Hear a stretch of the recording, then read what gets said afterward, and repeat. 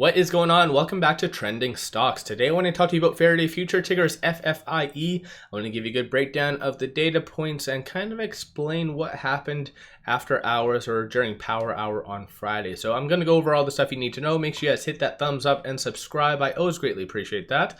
Without further ado, let's get right to it. So over the last little bit, Faraday has been doing fairly well. So on Friday alone, it went up roughly about 6%, give or take. And more specifically, what I do want to bring up from Friday was this. So this very much abnormal volume. So I want to break that down and explain that. But just starting off, just to give you a quick summary of some data points. As of right now, I'll start off with shorts. So shorts on Friday, the short score is currently 75, utilization is 100%. And Friday, shorts did end up increasing 1.8 million shares. And 22.34% of the free float is in fact being shorted. 123.27 million shares overall being shorted. Cost to borrow around 9%, and that's the average.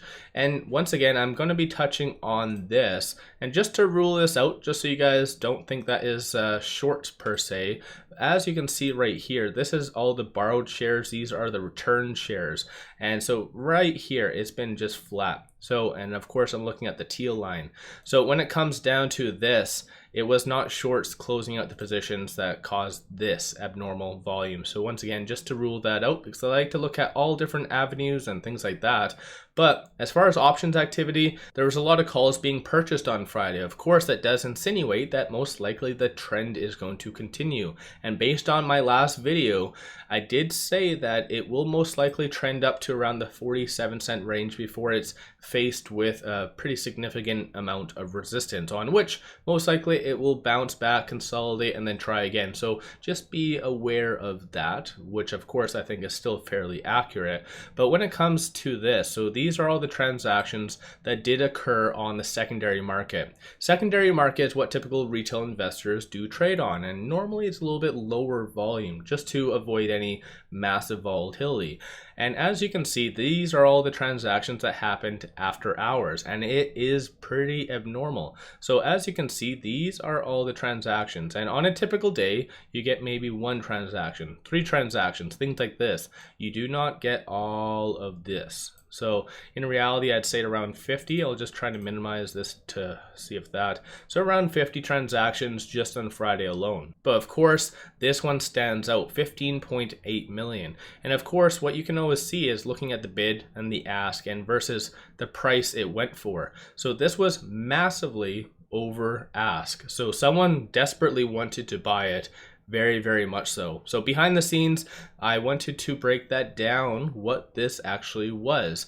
And when it comes down to Faraday, these are the big investors in Faraday, of course. So BlackRock, Vanguard, Geode, and so forth. But more specifically, near the tail end of the quarter, typically a lot of institutions rebalance their portfolio. So for instance, BlackRock on a lot of stocks that have been getting completely hammered, to rebalance their certain percentage within the portfolio, they typically do have to buy. So in reality, it was either BlackRock or Vanguard just rebalancing their portfolio, and they obviously, by essence, increased their position in Faraday just to rebalance it once again. So in general, this is a very, very positive sign. So based on the next 13F that does come out, you will see one of these two most likely have increased their position pretty significantly.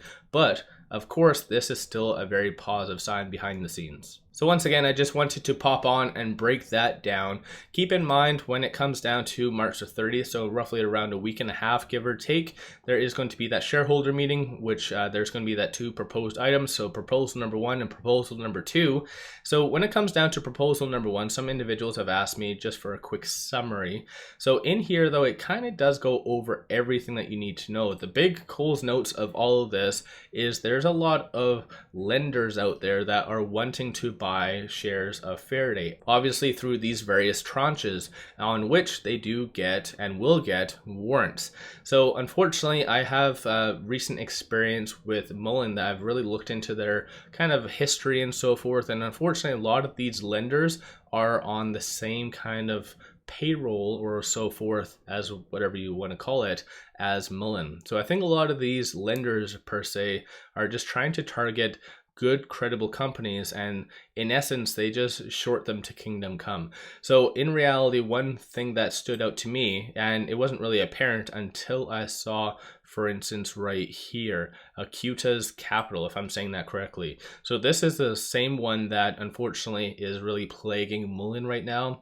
So in reality, based on the proposal number one, it looks like they're trying to really get around this 19.99%. So technically these insiders or lenders, whatever you want to call them, they can only hold max 19.99%. Of course, this is where they can easily rotate it out and so forth, or potentially just sell out some shares just to move over the warrants, because this is what the biggest thing is. Tranches C and D, all of which provide warrants to these lenders, will be exercised for common stock. And based on this 19.99% threshold, a lot of these lenders will be unable to kind of convert these warrants into physical shares.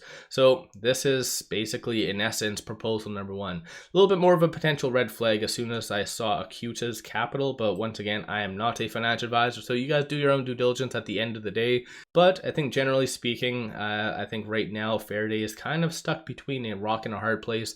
They do need to keep these lenders close, but eventually I would like to see them get kind of squashed or pushed away. Like I said, only because of me doing some research with Mullen. So again, that's just some things that I've noticed. But as far as this goes, so momentum, number of retail investors have been getting into Faraday. So of course they very much appreciate the rebound that's been happening. Stochastic is currently at 22. So even though there is a nice deviation, so black line above the red showing a nice bullish sentiment, it still is considered very much oversold despite it going up and bouncing off of this 38-cent range. So in the end, I think this is a very good time to still continue to buy, but like I said, most likely based on this, it'll face resistance at around 47 cents. So it's currently trading between the S2 and the S1. So once again, that's a pretty good breakdown of exactly where Faraday is at currently, but still in theory, it is below a lot of the pivotal moving averages right now. So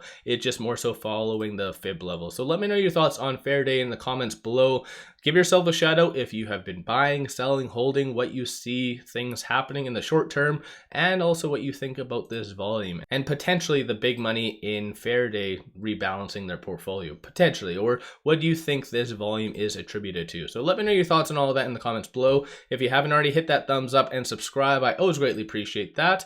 One final thing I just wanted to share with you, there is a good promo with moomoo only up until March the 31st. Just by opening up an account, you get one free stock. Each stock is valued up to $2,000, so make sure you guys take advantage of this. Like, doesn't matter what's happening in the broader market, even though it's red and various things, might as well take advantage of free. And so link in the description below and also in the comments. Even if you just do that, it's a complete no-brainer. If you want to throw $100 at it as well, you clearly get additional 4 free stocks. And because of the whole chat AI movement, you also get 2 additional free stocks as well. One of which is AI, the other one is BBAI. So for $100, you get 7 stocks. Is complete no-brainer. So take advantage while you can, only until March the 31st. Without further ado, appreciate you guys watching, and let's all make a lot of money on Faraday Future.